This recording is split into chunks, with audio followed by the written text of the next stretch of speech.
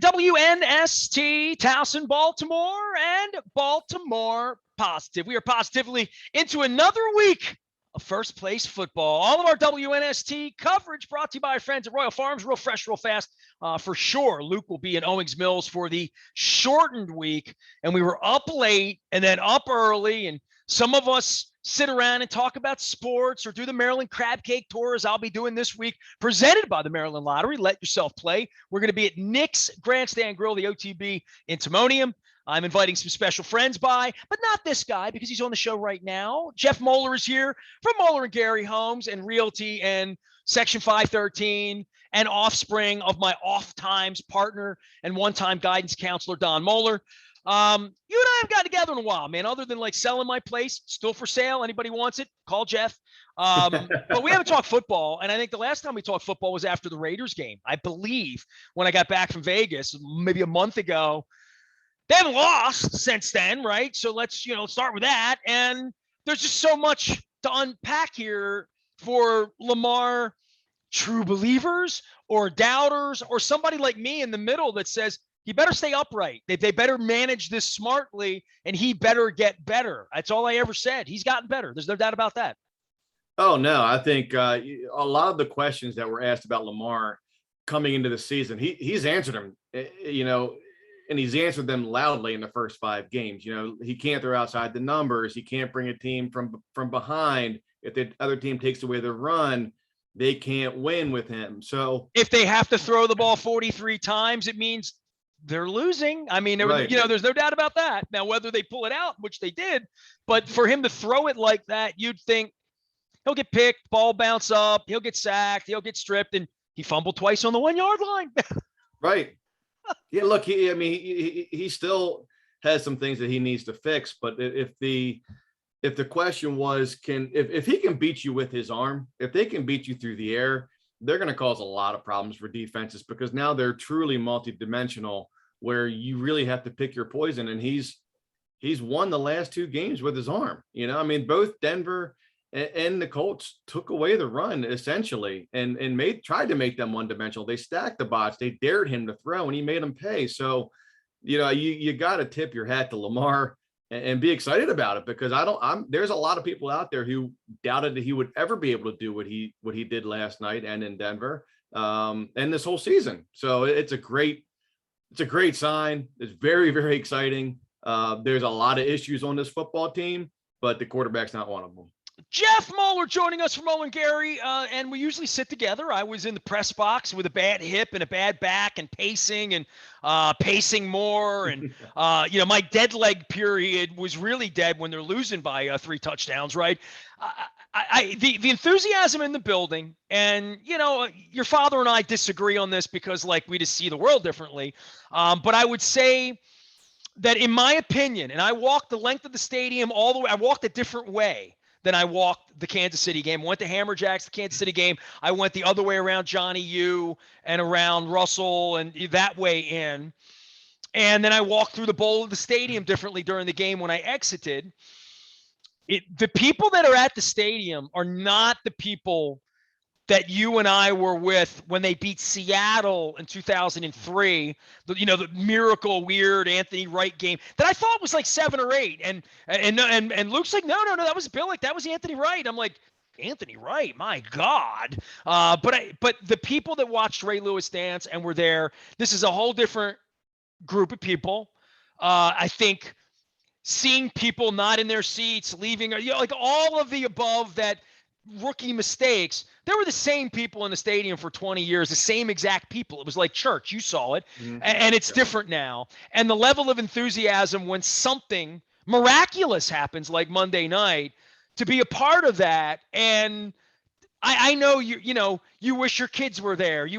All of that, the thing that you're happy you're there with your dad experiencing that and having that moment because it's a seminal game. I mean, both of these home games, not just beating Mahomes, national TV. Then there's the Colts thing for people like you that had it taken away in your childhood, me, my adolescence, your dad and his adulthood, to watch it come back and 25 years later, to have it be good and interesting and compelling and something fathers and sons can do.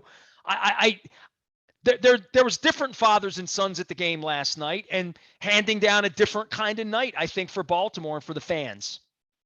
Yeah, I mean, it's a whole new generation coming through, and let's be honest, Nestor. I mean, this is a team that didn't have any primetime games. We didn't have that star on offense that they want to put on primetime TV. We had the Ed Reeds, we had Ray Lewis, but defense wasn't selling tickets in the NFL. That's not what people wanted. So we never had any primetime games. Certainly didn't have many at home.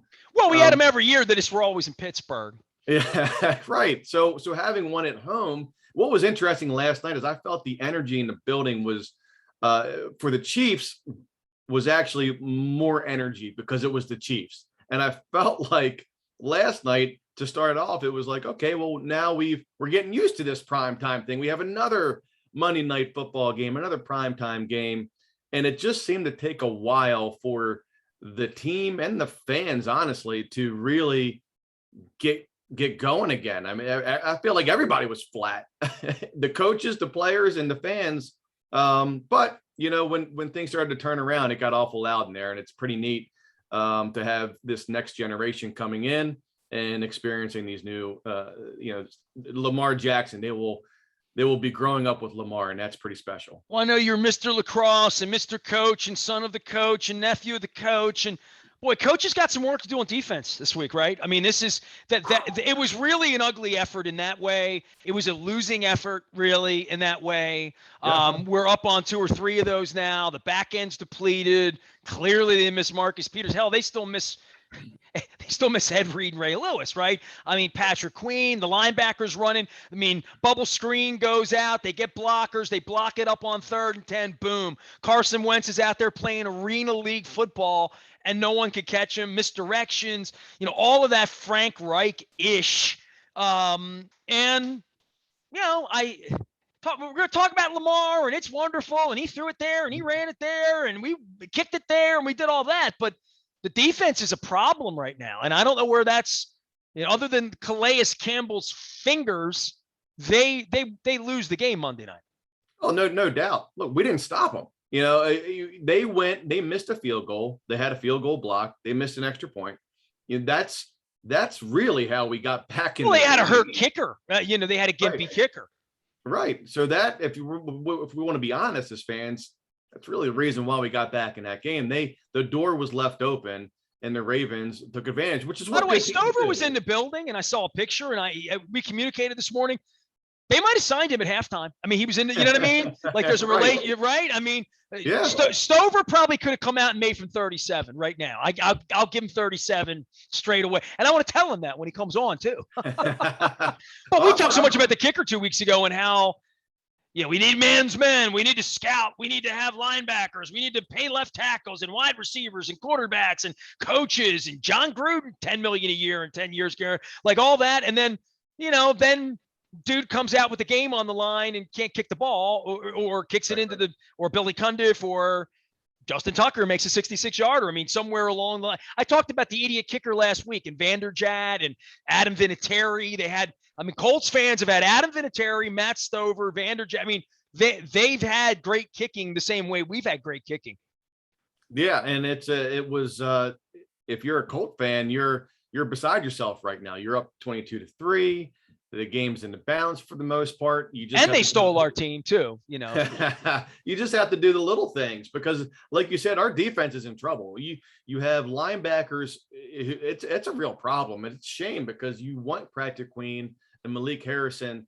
Those are the 2 guys that were supposed to fill those holes. They drafted those guys to fill those holes. Well, that's not happening. You watch them play. They're getting manhandled every week. And it's a problem. This defense is a real problem. I don't know how it gets better. Owe is clearly the bright spot on that defense. Calais Campbell's having a heck of a year, but I can't think of anybody else who's having a really good year. Not even Marlon Humphrey is having a great year. I think he's having a solid year, but not a great year. So they are getting exposed. When Carson Wentz looks as good as he did, and the Colts offense looked as good as it did, that's a problem. We haven't even played the great offenses. What's going to happen Sunday when San Diego comes to town, and then you're going to have Aaron Rodgers, and you're going to have these high-powered offenses. We're going to need to make some stops. We can't score 40 every week. So I don't know. I think Wink has his hands tied, Nestor. I don't know. You can only plug so many holes. If you blitz, we've been burnt with the blitz, but that's the only way we can get to the quarterback is with the blitz. So he's got a really tough job. He's trying to plug a lot of holes. And I'm not sure unless Eric DaCosta makes some moves here before the trade deadline. I don't know how you plug some of those.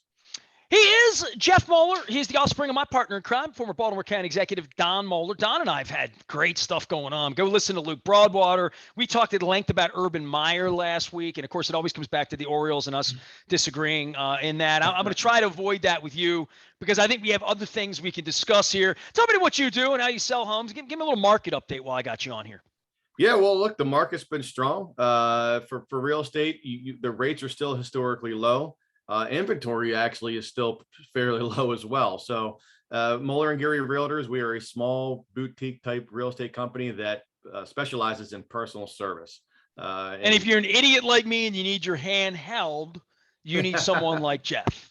That's it. Well, the thing that we pride ourselves on, Nestor, is there's a lot of real estate teams out there. But when you deal with Mohler and Gary Realtors, you're dealing with us individually in person. There's not 5 different people that you're trying to communicate with. It's one person that is representing you, not unlike sports. Just like Baltimore Positive, baby. That's it. That's exactly right. We're a small boutique AM radio station servicing the community. And when you call, you get me. Yeah. That's right. Well, that's true, though. That personal service goes a long way, especially in this market. And in this market, you have to have a real estate agent with experience who knows how to navigate this market, how to structure contracts, or else you're just going to be spinning your wheels. So we pride ourselves on that, and our clients are having lots of success in this market. Dude, 1,000 directions I could go with Jeff Mohler. I want to give a shout out to our friends at Wise Markets. Another Wise conversation here.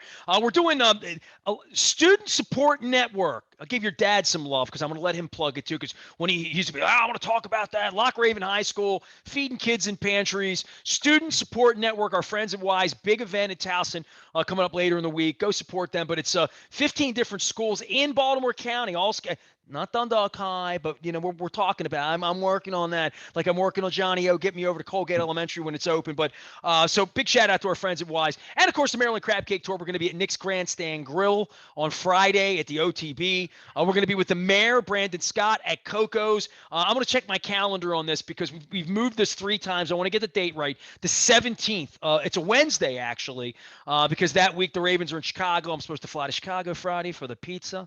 So nonetheless, it's presented by the Maryland Lottery. Let yourself play. Come on out, have a crab cake. We'll have some friends. And I'll see my old friend Tom. It was great seeing him. Saw so many friends at the Rockin' at the Races. Paul King and Joe Carolyn, all these people that want the crab cake tour. So I'm bringing crab cakes to the county over the coming weeks, and we're bringing football victories. Is there anything else you want to say about the Ravens? Because I want to dive into Gruden with you. I want to dive into leadership and coaching and where you come from, and there's no hate in the 21228, and I'm wearing my State Fair shirt. Shout out to Ev. Yes. We're going to bring the show out to the Beaumont sometime soon too. So the Gruden thing, I'm sitting in the press box. Luke elbows me. He's like, dude, Gruden just resigned. I'm like, okay. So I jump on, I stop watching the game for a 3 and out, literally. I mean, it was a Lamar 3 and out early in the game. I'm like, and I'm like, I wonder when ESPN's going to break in on an ESPN story. We had an ESPN alum and an ESPN guy that was making $8 million a year and television wasn't enough. And he had to, I'm a Gruden. I've always been a Gruden guy, right? I've always liked Gruden. I've always rooted for Gruden. I'm not going to back down from how I was with Gruden, and I interviewed him like all of that. And then watching him on Monday Night Football, I thought he sort of jumped the shark. It wasn't must see for me after the first year or two, because if I were a player, I got tired of it. Right? And like listeners are still listening to me after 30 years. I've evolved. I've changed. I've lost some of them. But if you're tired of me, you go away. You just stop listening, right? And one of the reasons I don't beat up on the baseball team, and it's just done, But with Gruden, he could have stayed in the booth and I guess he was stupid enough to send emails with just awful tropes, right? I mean, everywhere, and more of it will come out and like all of that. But it's terrible. It's an awful thing for the league. And here's the part where your dad and I would disagree, and I'd love to hear your thought on this, and I'll let him speak for himself because I'm reconning with him a little bit too, and this will be a big part of what we do because it started with Urban Meyer last week. And how do you let these men run your place? And then I think 75 million people voted for the worst obvious 4-year representation of that. So Jon Gruden's not the only one, and I think for all of us in navigating the world, white men with power making $10 million a year, everything that happens underneath of them, whether they're Matt Lauer as talent or whether they're Donald Trump or Epstein or that power is really, really difficult to uncheck. And Urban Meyer clearly has this stench of the arrogance of all of that, still roaming the sidelines, the whole deal.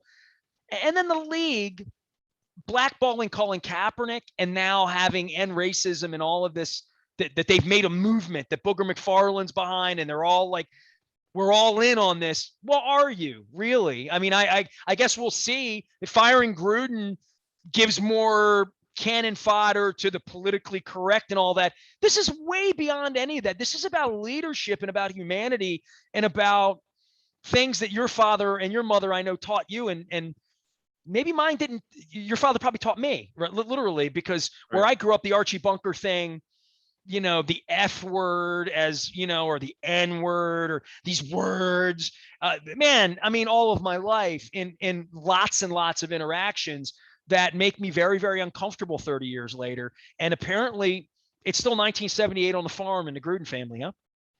Yeah, what's really shocking, a couple things stuck out. One, that he would be dumb enough to write this, arrogant enough to write this in an email, several emails, and send. And that to me is you wonder what he's thinking. To your point of having this power, where you just think you're untouchable. I think he was drunk. That's what I think. That would be the next thing, Well, I don't know. And there's so many of them. There's so many of these emails.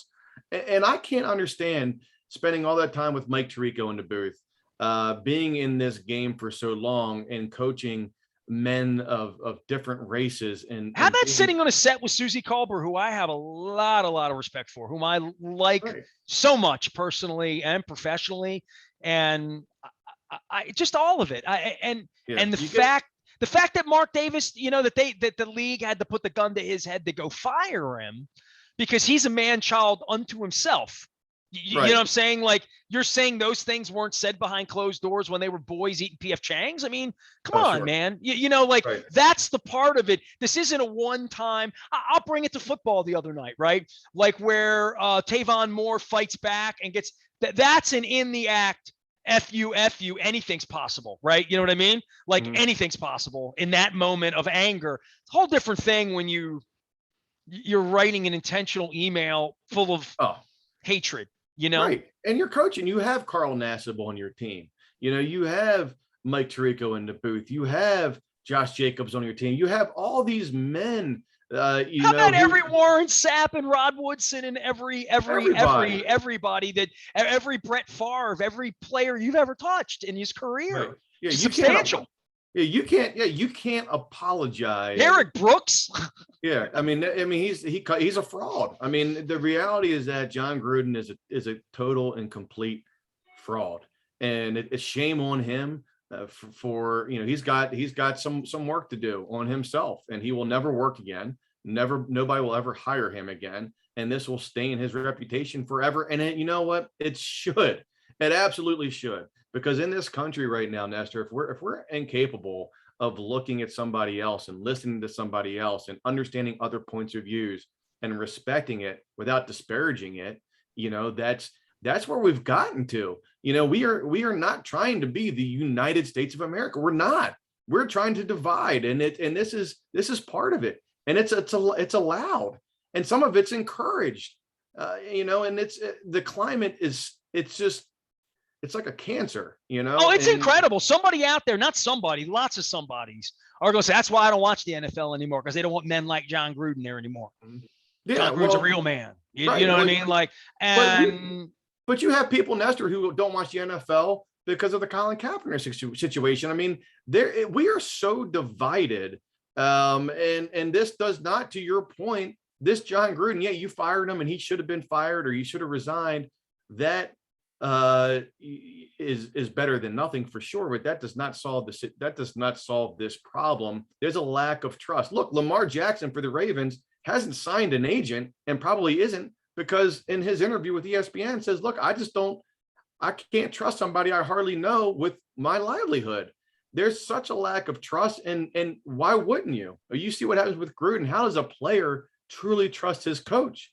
I mean, does all the Ravens truly trust John Harbaugh? He's probably one of the easier guys to trust and respect, right? So I would think most of them do, but you don't tell me for a second that there's not players in that locker room that are saying, I wonder if coach is saying these things behind closed doors. Or how about the owner? Or how about the owner's wife? Sure. Or the, right. The president of the team? Or, what sponsors want? Or how about what the boosters want? Well, how the boosters feel about Coach Gruden? We welcome him here in the South. We got a place for him. Yeah, so dude, I feel it. You know what I mean? And I feel it even more when the tower is shaken, right? I mean, Urban Meyer last week, Jon Gruden, Donald Trump. Is this what leadership is? Because there's a large faction of people out on those golf courses you're on that think that's leadership. That's the way we do it. And I push back on that, but I think it's fascinating with Gruden that you could aspire to that level, get a gig of that ilk, $100 million deal, leave one cushy job, and have led your life in circles in that way for that long, and then be welcomed back in with $100 million deal. And Urban Meyer, with all of the ish and garbage and trash that sort of follows everywhere he goes, leaving the dumpster fire, that it's still like Shad Khan bought on. And you know what I said last week to your dad? I said, yeah, Shad Khan's into like wrestling. You know what I mean? Like he's buying a wrestling company. That's what the Jacksonville Jaguars are for him, as a circus.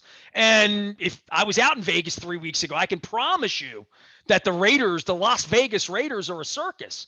Like literally. I wonder what Jack Del Rio's thinking, getting canned in the middle of the night because Jon Gruden decided to take $100 million. Like, it's the only reason he lost his job, right? So, yeah, and the story's still unwritten, right? I mean, the Washington football team, speaking of politically incorrect, the Washington football team, Dan Snyder's emails, we don't talk about those. So there's a different set of rules for the owners and management that protects all of this, literally, all of the part that makes it an ivory tower. Right. Well, I think the Gruden thing is more damaging than what some may actually, if you dig a little deeper, I think it's more damaging. And the fact that when you listen to Mike Tirico talk last night, he was saying, hey, I spent years in the booth with this guy, never sensed any sense of, I believe him when he says it's not racist, because I never got any ounce of that. Then they interviewed Josh Jacobs, who essentially says the same thing. Well, clearly the guy's a racist. Clearly he is. He just did it behind closed doors. So when I say this is damaging, it's you can't the trust. If you're starting to trust somebody, this is going to be in the back of your mind. It's going to be in the back of your mind of like, well, is this real? Is this guy real? Because everybody thought Jon Gruden was real, and clearly he wasn't. And he was dumb enough to write this in emails, or didn't care enough to write this in emails. So I think this is real. I think this is really damaging. And this, we can only shine a light on. We know that the country is racist and we're divided, and there's a lot of work to do, and everybody has to kind of play their part. And by firing Jon Gruden, I don't know how Urban Meyer still has a job. He should be fired. If I'm the leader of that team, that he's totally lost the locker room. I can't understand that one. So there do have to be some hard lines taken, but there has to be a lot of listening done as well from those of us who aren't black or gay, or, we shouldn't be talking. We should be listening, and learning. That's what needs to happen at this Jeff moment. Mohler is here. He's been my friend for a long time. And you can find him, Mohler Gary Realty, and certainly his dad will be here later on this week. We're doing the Maryland Crab Cake Tour. We're going to be out talking more and more about all of this stuff. So, for the Ravens and the feeling of possibility, right? And how this is going to go. We've beaten up the defense. The offense made great strides, although, doing that on a week-by-week basis, I don't think that's who they are. I don't think they want to throw the ball 43 times a game and need Lamar to throw for 400 yards and be Superman, as I called him this week, because it was a Superman era. It was a Superman stat line. It's crazy. And we shouldn't expect that again.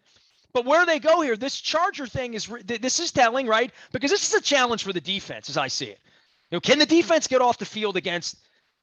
And by the way, I'm glad I bought you beer in Ocean City 25 years ago, because you stole my heart when you called them San Diego's coming in here, and I'm like, sorry, that's my right. boy. That's my boy. San Diego, old school. You're right.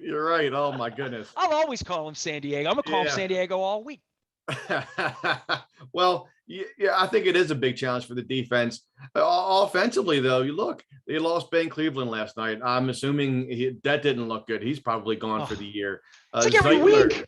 Zeitler got hurt again. Sammy Watkins out with a hamstring. Well, that he's not coming back next week if it's a hamstring. So Lamar did that last night without more guys, right? So without one of his top targets, without two of his offensive line end up having to go out, in addition to the guys who were already out, in addition to Villanueva, who's playing on a bum knee. So at some point you literally run out of players. Like we ran out of a lot of good players. We've lost a lot of good players, but now we're losing a lot of backups as well. So the question is, can the defense stop Herbert, who is, I think, fantastic? He's definitely a step up from Carson Wentz. And that offense is a big step up from the Colts offense. So a huge challenge for that defense for sure. And then from the offensive side, is Lamar and that offense going to be able to keep up in a shootout without some of their key pieces? And that's where Rashad Bateman comes in. If he can come back and play, it would be great to see if he can fill that Sammy Watkins role. Just because they don't have any fans doesn't mean they can't come in here and beat us. Obviously, look at the Colts. Hey, do you get pissed about the Colts thing? I know you had some a-holes near you. I would. It's a good thing I wasn't around. I mean, just my back's killing me, man. And I was like, I'm just trying to get right, as Rob Woodson once said to me.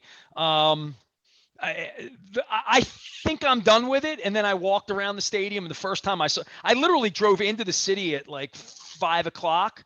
I had been in the suburbs seeing Dr. Steve up at Elliott Chiropractic, and I came in and I saw like 5 Colts fans on the scooters or Death Wish mobiles flying up Camden Street. And I'm like, kind of pisses me off. You know what I mean? Like when I see it's still in Baltimore. It kind of makes my shoulder, and I don't want it to be like that, but it bothered me. And I ended up walking up to the stadium. I ran it, just walking around the stadium. I just sort of like, bothers me. Yeah. Well, I'm a little bit younger, not a lot of bit. I'm a little bit younger than you. So what year were you born? So 76. Oh, all right. So that's almost a lot. It's 8 years younger. So, okay. Yeah. So my experience. But I mean, you don't remember Burt Jones. That's different. You know what I mean? Like Burt was to me what Manny Machado was to your kids, right? Like, you know what I mean? Like really into Burt. Burt was my dude, you know? Yeah, no, my dude was Warren Moon, because I decided I couldn't root for the Redskins, and I liked the helmets of the Houston Oilers. So I was a Warren Moon, Altoon fan early on in my life, you know, and until later on when we finally got a closet full of Oilers stuff. You don't have to apologize to me. And by the way, if you went through my phone, I only sent one text after the game on Monday night. I sent it to Mike Rosigliano, and I sent him, we finally got even with Frank Reich. That's what I sent him, and he knew right away. 1 a.m. I got a text back like, dude, I was there. I'm with you. So anyway, that's a little Buffalo Oiler reference there. So. Yes. Yeah. Well, no, it doesn't bother me as much. I mean, the Colts fans behind me, you know, they were loving it for the first 3.5 quarters. And you know, it was, what bothers me is to talk about Lamar when other opposing fans or even our fans who are hating on Lamar Jackson about how, hey, he can't throw, he can't do this, he can't do that. He won't last in this league. And then he sets records, for completion percentage over 40 attempts and ties Dan Marino for most wins under the age of 25. He's obviously going to smash that this year. So as much as that young man has done for this city and what he's developing at a great pace, and he's already won the MVP. So the hate on our quarterback from opposing teams is really annoying. So I loved I love their silence in the last 6 minutes. And Nestor, you could just hear, when we started to come back, they knew it was coming, and that was enjoyable. But that would have been enjoyable if it was any team, Well, destiny took over when the ball ran into Calais Campbell's fingers. Jeff Mohler's here, Mohler and Gary Realty. He'll sell your house. You can find him. His dad will be here a little later on in the week doing some Baltimore positive with me. I got to get you out. We're at State Fair. We'll go to the Beaumont or something. We're going to do a crab cake again, and we'll do a little community thing, get back out to Catonsville. Jeff Mohler joining us here. You can find me anytime, anywhere at Baltimore Positive. Luke's going to be out for the short week this week out in Owings Mills. All of it brought to you by our friends at Royal Farms. Real fresh, real fast. I saw that Haloti Nada was eating some chicken during the game, later in the game. So that made me hungry I got to go to Royal Farms now. I mean, I'm going to be there before the week's over for sure because I'm, something about advertising working. I don't know. Something about that. I am Nestor. We are WNST, AM 1570, Towson, Baltimore, and we never stop talking Baltimore Positive.